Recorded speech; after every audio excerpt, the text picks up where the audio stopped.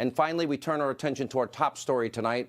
Once again, terror, this time in London. Earlier today, the suspect, who police say was motivated by terrorism overseas, used a vehicle to mow down pedestrians on the Westminster Bridge in London.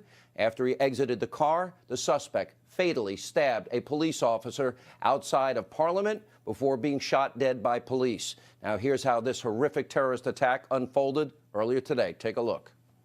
Apparently, there's been some type of incident outside Parliament there. I saw the vehicle mount the curb, and it was coming out so quickly. I saw some people be hit in front of me. There is a lot of people was on the pavement, and the car went straight. All I could hear is bang, bang, bang. It was like loud. A full counter-terrorism investigation is already underway. Islamist-related terrorism is our assumption. And we will all move forward together, never giving in to terror. Now, in total, the suspect killed 4 and injured 40. Sadly, today's attack in London is all too familiar for the people of Europe. Now, in November of 2015, radical Islamists launched a series of attacks in Paris, targeting a stadium, a cafe, and a concert hall. There, 130 people were slaughtered, hundreds of others wounded. And 1 year ago this very day, Islamic extremists set off explosions at the airport and at a metro station in Brussels, killing 34 innocent travelers, including, in that case, 4 Americans. In July, the city of Nice, France, was devastated by a truck attack. Now, that attack killed 84 people and injuring more than 200. And a few weeks later, in Normandy, 2 men took hostages in a local church. They slit the throat of a priest, all in the name of ISIS. And just days before Christmas in Berlin, Germany, an Islamist plowed a truck into a crowded Christmas market, killing 12, injuring almost 50. Now, this wave of attacks comes as Europe is now facing an ever-increasing problem of Islamization. For example, a 2009 study showed that London alone was home to over 80 Sharia courts operating independently and without authority from the English government. Now, this has major implications here at home. Now, if we make Europe's mistake, well, what happens? This is coming to a city near you. And that raises the importance of President Trump's agenda in terms of building the border wall and implementing extreme vetting. This also comes down to a very simple choice for you, the American people. It's a slight inconvenience for those few travelers who like the privilege to come to our country versus gambling with the lives of American citizens. To the President, Dr. Sebastian Gorka. Dr. Gorka, here we go again. It's Islamization. You and I have discussed it about Europe. You believe ISIS can be defeated. Your reaction to this attack and, add the importance now of extreme vetting and border security. Unfortunately, Sean, this is just one more tragic piece of evidence of how very real the threat is to America and to her allies. You just went through the list. How many more of these do we need to see? How many people need to die before it is understood that what we are trying to do in the Trump administration is to stop events like this happening on U.S. soil? This should be a surprise to nobody. ISIS in their publications, Al-Qaeda in their English language, jihadi texts have said this is what you do. You don't need some grand army. You don't need weapons of mass destruction. You steal a truck, you steal an SUV, and look at what happened afterwards. You get out. Do you remember the decapitation of the British serviceman in Woolwich? This is the same scenario. Back then, 2 jihadis got in a vehicle, ran down Lee Rigby, and then decapitated him on the streets of London. The knife intifada in Israel is from the same textbook. The war is real, and that's why executive orders like President Trump's travel moratorium are so important. I have been saying to people, this is now a very simple choice, and the left in this country has made a decision. And their decision is they don't want to inconvenience those people that want the privilege of coming into this country, and that they are willing to gamble with the lives of Americans. I don't say this lightly. If we don't vet because of their opposition, if we don't build a wall because of their opposition, and people cross that border, enter this country without any vetting, and Americans are killed, I argue they have blood on their hands. When will we protect the American people and make that our top priority? That's our priority for us. In the White House, we are unequivocal. Everybody needs to understand, I don't care who you voted for. It's not about your party affiliation, whether you're a Democrat, Republican, or whether you're independent. The fact is, evil exists. Sean, you know evil exists. Whether it's Nazis, communists, or now jihadis, it walks the earth. And we have to stop it from endangering American lives on U.S. soil. That is our primary priority in this administration, and that's what why we are doing what we are doing. Dr. Gorka, I say there is a clash of civilizations. If you grow up under Sharia and you believe as a man you have the right to tell women how to dress, you believe you have the right to tell women they can't travel abroad, that they can't drive a car.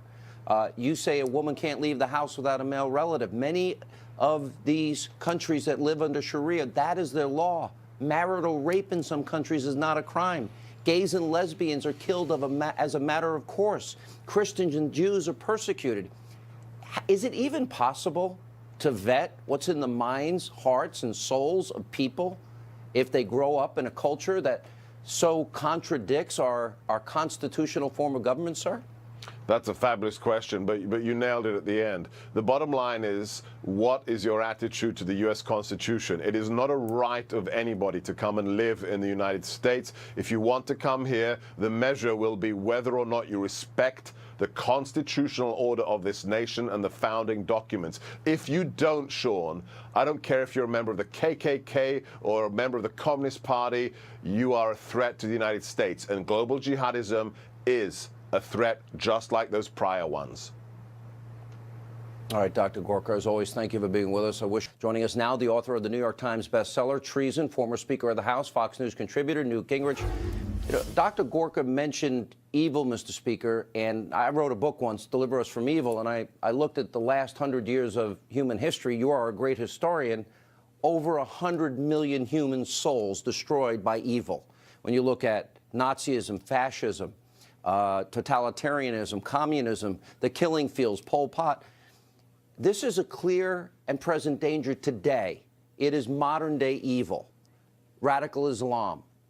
What do we do? What should we be learning from what's happened in Europe with migration and refugees? Well, let me say, first of all, Dr. Gorka was, I thought, tremendous in his contribution just now and really nailed it. I think you have to recognize that the reminder from London is that in addition to the decisive destruction of ISIS in Syria, we are faced with a worldwide threat, and we need a worldwide strategy. I'm delighted that Secretary Tillerson has been meeting with our allies on the ISIS issue, but there is this bigger question. The last administration, of course, Obama wouldn't even admit it was a problem. I do think with President Trump and with his security team, you have people who are beginning to work on this. But this is a reminder that we face a movement which in some ways uses the internet, uses other kind of devices, and is a threat all over the planet. And I think we're going to have to design a strategy. And Dr. Gorka began to hint at part of that at the very end. We're going to have to be much clearer about how we're going to measure people and what we're going to require in terms of recognizing and being loyal to our constitutional documents. We've had our own issues with refugees and migrants in this country, but nothing compared to what Europe has been experiencing, and dramatic increases in terror attacks, dramatic increases in major crimes. We've seen it not only in France and Great Britain and Belgium and Germany, but all throughout the European Union. And I think this is really a moment that America really needs to pause and ask itself, are we going to follow the same path they have followed, and are we prepared for the consequences that they have had in Europe? We have enough terror going on in Boston at the Marathon, in Chattanooga, at the Pulse nightclub in Orlando, and Fort Hood, and San Bernardino. We have our own problems already. Do we really want to invite other problems without a proper vetting system? I think that's part of it, and the other part of it is when people come here, we need to go back to teaching people how to be American, to assimilating them into an American civilization. We absorb lots of people from lots of places. We can do it again, but part of that requires that we defeat this left-wing mythology that you can be multicultural and still be a single country. I think we can have many peoples come to America, but they need to learn to be American if they're going to live here. Then I ask you the question I asked Dr. Gorka. I mean, for example, I'll give you one example. In Great Britain, of all countries, they have 83 specific Sharia courts, separate and apart from the judicial system of Great Britain. And I don't care what every liberal says. I know for a fact from people I've interviewed and people who have been there, no-go zones exist throughout Europe in different places, including France. So, you know, there's no assimilation there, Mr. Speaker. Those are two separate, distinct countries, or a country within a country. Right, and that's the European problem, and we cannot tolerate any development of an alternative culture inside the United States. I think we have to say we're happy for everyone to be Americans. We're happy for people to come here to learn to be American, but we are not going to allow Sharia courts. We're not going to allow no-go zones, and we're not going to allow people to decide that they are in America but not part of America. Right. That's a recipe for disaster. That raises the question that I was asking Dr. Gorka, and it goes to the heart of extreme vetting. And I would add a lot of other countries to it and make anybody that wants to be a guest in our country pay for their own vetting, my own thoughts. But how do you ascertain, knowing that ISIS, they may be evil, but they're not stupid, and they probably would be well-trained and coached on giving answers if they were being vetted? So I guess the question is, how do you possibly vet the mind, the heart, and the soul of somebody coming from a country whose culture, for example, is like Saudi Arabia? Well, I think part of it is you've got to have a lot more information than we have from anywhere in Syria about their background. What kind of a mosque do they go to? What kind of people do they hang out with? And I think you've got to be able to go back 3, 4, or 5 years. Not just getting them in a room to answer questions doesn't get you anywhere, but tracking down how they behaved, who they associate with, does give you a dramatically better sense of who they are. And frankly, people who go to radical mosques shouldn't be allowed into the United States.